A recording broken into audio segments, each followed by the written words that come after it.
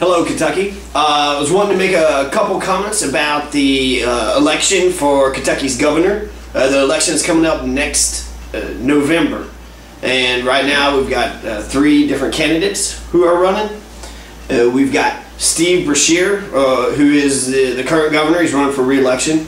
We have Otis Bullman Hensley Jr., the only Democratic challenger, and Gatewood Galbraith, an independent, also known as the last free man in America. Steve Beshear, he's raised nearly $500,000. He's passed the budget. He saved people during in the Bullman crisis when the electric shut everybody's electric down. He was the one that made sure, you know, the National Guard was getting out there knocking on those doors, and he also made sure we had, according to him, you know, several $100 million in the shortfall, and he had been able to move and shake, take some of the stimulus money to be able to make sure that the budget had balanced. Here's a clip of Steve Beshear. Did it before. Now I ask you all to join me and help unify this party on May the 20th for Senator Clinton. Send her out of Kentucky with the largest majority of any state in the nation so far. And let's send her also to Denver with the largest amount of delegates from any state. My good friends, it's my honor to present to you the next President of the United States, Senator Hillary Clinton.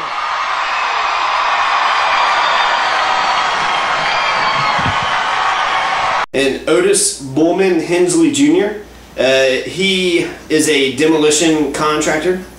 And he is named Bullman because he took a large bull around him. He took a large bull on his campaign throughout the state for governor. And that's why he's called Bullman. He's also the only person so far to run in the Democratic primary against Steve Beshear. And this is his third attempt at the governor's mansion. Last year, Otis Hensley was charged with a felony in Harlan County. The charge was an unlawful transaction with a minor. And what had happened, he was at a supermarket at Don's Super Saver. And when he saw two girls, an 11-year-old, 13-year-old, who were with their grandmother. And when he went by, he made a remark about, he asked the grandmother, he's like, "Ma'am, do you want to trade them girls for a good fattening hog?" That was the comment that got him in trouble. That was the comment that got him thrown in jail. He was put in jail for several days, and then eventually the father had dropped the charges after Otis had apologized. Wikipedia has given Otis Bullman Hensley the Senator Al Franken Communist Socialist Marxist seal of approval. So if you're out there looking to vote for a Communist Socialist Marxist, according to Wikipedia, Otis Bullman is your man. And the last guy, I don't have a clip for Otis. The independent that's running, Gatewood Galbraith. Typically, people do call him a perennial candidate because this is his 5th time running for governor. But his retort to that is he's a perennial candidate because Kentucky has perennial problems. And we do. We've had basically the same problems that we've had for the last 30 years. Low in health care, low in education, low in wealth. Gatewood Galbraith he says that he's going to spend $1 million to $2 million on this campaign. So he's putting up a strong force. He's going to be a force to be reckoned with, whether anybody wants to recognize it or not, because so far there have been no Republican candidates have filed for office. They still have, I think, till the end of January to file, but so far we've only got 3 candidates for the governor. But Gatewood Galbraith, he's chose D. Riley as his running mate, and he's going to visit all 120 counties across the state of Kentucky. The only one so far to vow to do so in the Senate race and the governor's race. Visit all 120 counties. That's important. If a politician, a representative doesn't even meet you during the campaign when they want your vote, is there going to be a high chance that you're going to meet or talk to them or need them for anything when they're actually in office? Yeah, I'm going to have $1.5 million to do it this time. I've got a lieutenant governor candidate that is just pure dynamite. Well, yeah, her name is Dee Riley. She's a political consultant. She successfully managed 2 campaigns for Mary Noble and Will T. Scott on the Supreme Court. She raised $1.5 billion for George Bush in the year 2000, and she raised $8 billion in politics and charitable campaign contributions over the last 5 years here in the state of Kentucky.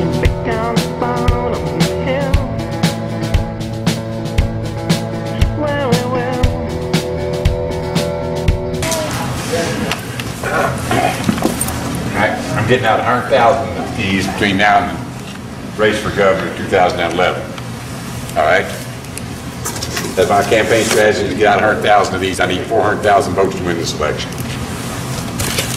When I ran for Attorney General in 2003 as an independent, went to 12 out of 120 counties, spent $20,000, got 110,000 votes.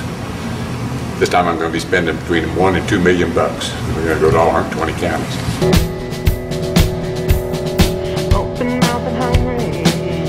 How old y'all get to be is going to be in this 2011 governor's race. I can't. This is going to be my last one. I can't do anymore. But we're going to have the money this time, and you can feel that there's a great unrest in the air. It's a tremendous opportunity for change. Tumultuous times in this state, and we need to strike a blow for freedom and to try to lift Kentucky economically while we do it.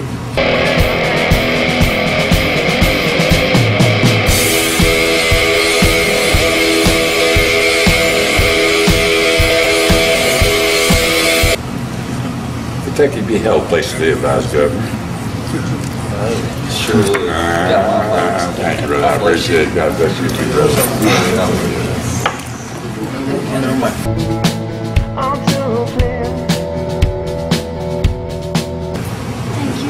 You're welcome. Sweet.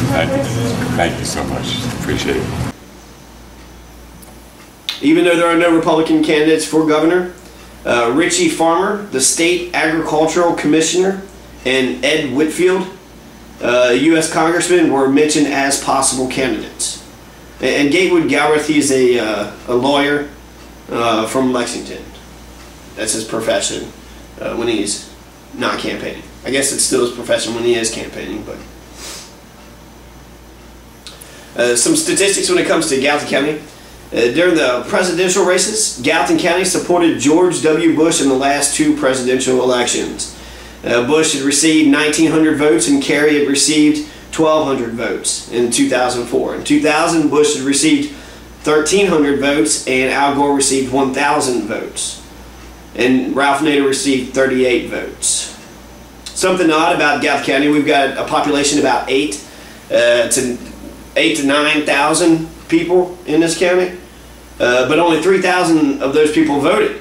So 1/3 of the population votes. 1/3 of the population is getting to decide who runs the county, who represents us. And actually only half of those voters are the ones that go to the winner. So you're saying about 1,600 people are the ones that's getting to decide all the county officials, the sheriff, the prosecutor, the county judge, all the way down the line, the coroner, jailer, county clerk.